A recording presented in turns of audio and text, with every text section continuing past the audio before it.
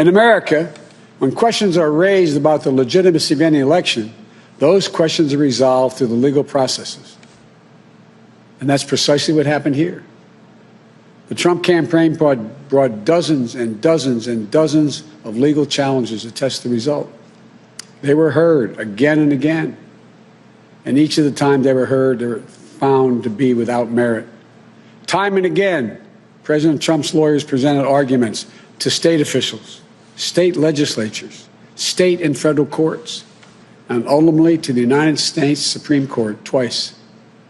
They were heard by more than 80 judges across this country, and in every case, no cause or evidence was found to reverse or question or dispute the results. A few states went for recounts. All the counts were confirmed. The results in Georgia were counted 3 times. Didn't change the outcome. The recount conducted in Wisconsin actually saw our margin grow. The margin we had in Michigan was 14 times the margin President Trump won that state by 4 years ago. Our margin in Pennsylvania was nearly twice the size of the Trump margin 4 years ago. And yet, none of this has stopped baseless claims about the legitimacy of the results. Even more stunning, 17 Republican attorneys general and 126 Republican members of the Congress actually signed on to a lawsuit filed by the state of Texas.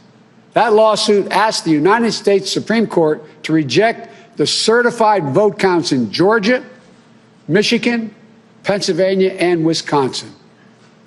This legal maneuver was an effort by elected officials and one group of states to try to get the Supreme Court to wipe out the votes of more than 20 million Americans in other states, and to hand the presidency to a candidate who lost the Electoral College, lost the popular vote, and lost each and every one of the states whose votes they were trying to reverse.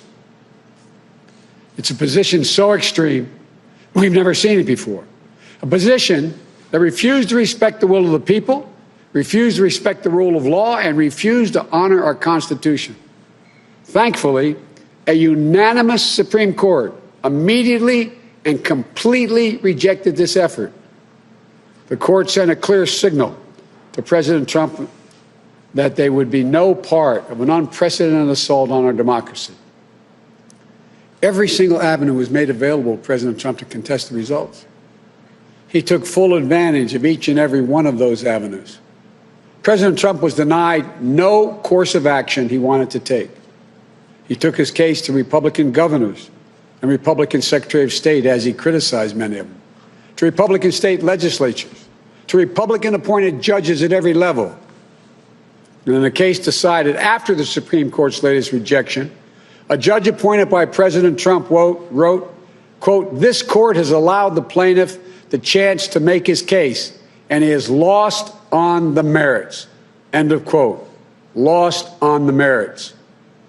Even President Trump's own cybersecurity chief, overseeing our elections, said it was the most secure election in American history, and summarily was let go.